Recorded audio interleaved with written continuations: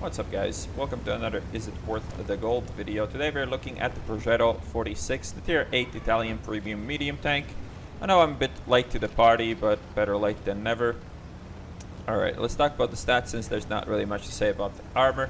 We're comparing this obviously with the Panthera, as there's really nothing else like it in the game at tier 8 right now. So we start off with 1400 hit points, a view range 390, top speed forwards 55, backwards 20, power to weight of 18.63, tank traverse 48, and effective traverse slightly lower than that. And you might think, well, it's just slower than the Panthera, but hey, it's not, because fucking soft stats that you can't see in the game. Fuck yeah, Wargaming, we really need this in 2018. 3 fucking stats that render everything you see in the game fucking useless. Good job, once again. Gun elevation 20, gun depression 9, turret traverse 37.54. When we come to the gun, pretty similar situation here. 1877 DPM, 240 damage per shot, penetration of 212. It is the 3-shot auto reloader, so each shot takes less time to reload. Interclip reload though, 2 seconds and not 2.5. Aim time 2.01, accuracy 0.32, but then we have the soft stats again. They are better than on the Panthera. Because hey, you paid real money for this, you know. Shell velocity is slightly worse, so there is the downside, I guess. Yeah. Realistically speaking though, comparing this to a Panthera is a bit silly. This tank is generally better in every measurable way. Weirdly enough, I did better statistically in my Panthera, but that probably was just blind luck with matchmaking or something like that.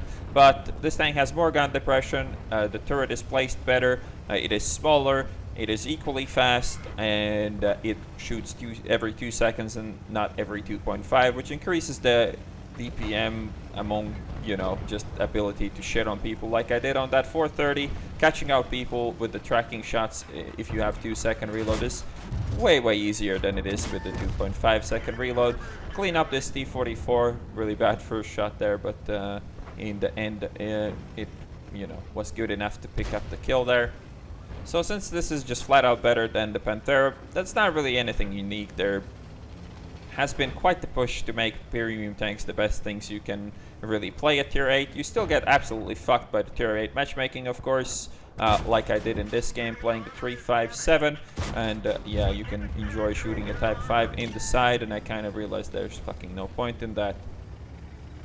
The main question is, how does this stack up against other tier 8 premiums? And I think the short version to that is like a slightly worse version of the Lorraine, but way less clunky. The gun handling is really good on this. You get a lot of gun depression, very good mobility. Also, you shoot very fast between each shot in your clip, which makes it much easier for you to survive, and it also makes this much more potent at perma-tracking stuff and double tracking them and making their day really miserable like we did with the 430. And that's basically the playstyle. You kind of try to find somebody to shoot 3 times for trading once if necessary. Obviously you would want to avoid the trading. Like always, yeah, we got another nice fire here, but if we still murdered the E3, at least we got to kill the Scorpion for free and shoot this guy. That was a poor shot. That should have been a tracking shot. Could have actually killed that F3 right there and then. While in my opinion this does stack below the Lorraine, which is probably the best premium medium tier 8 you can buy, at least in my opinion, it kind of beats out everything else. Like, you could argue the T44-100 could compete with this. Obviously the problem with this tank, and is it worth the gold, is that it is way overpriced. I'm not sure how they're gonna sell it later on, but obviously it came with the mission, so the base price of this was like 60 euros or some shit, and for that money, obviously it isn't worth it. I think I picked up mine for like 10, and for that, it's obviously an absolute steal and a bargain. But yeah, it depends on how much money they ask for it. I wouldn't pay more than for a Lorraine for this tank at all, ever. There's no real reason to. I mean, it is a bit less clunky than, you know, a regular autoloader, but it does lose quite a bit of the firepower of a like regular autoloader at the same time. Overall though, very capable tier 8 premium medium tank with nice amount of base spend, which is good to see in 2018, that not all of the premiums added are fucking over armored idiotic heavy tanks that are as idiot proof as they get. Defender. But you know, it's good to see this. I mean, you could argue that it might be too good or whatever, but really you will find out that it is not really too good. You could argue that the rest of the tier 8 mediums kind of suck dick, and this is for the kind of power level where the tier 8 should be at right now.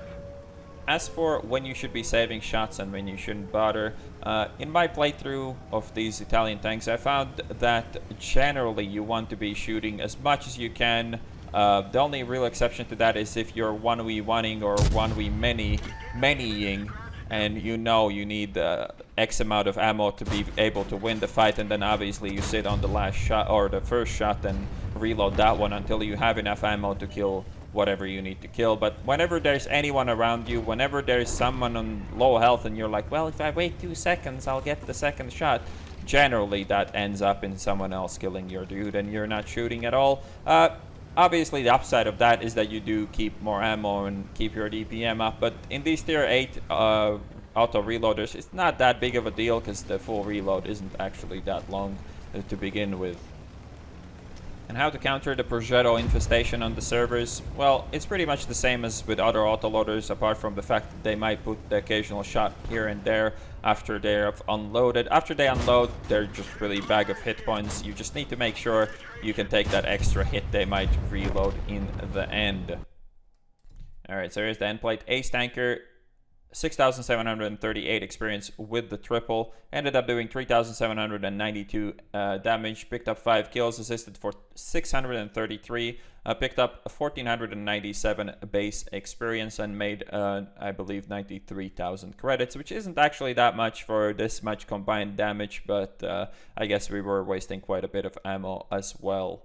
So, is this a tank worth the gold? Well, it's really hard to say because I have no idea what they're going to be selling this for in the future. If they sell this around the Lorraine price, then you could definitely think about it. But if it's any more expensive than that, there's no reason to pick this over the Lorraine, apart from the auto-reloading mechanic and Italian crew trainer, I guess. But it is a good premium tank and definitely worth picking up for reasonable amount of money if you have any faith left in this game, of course.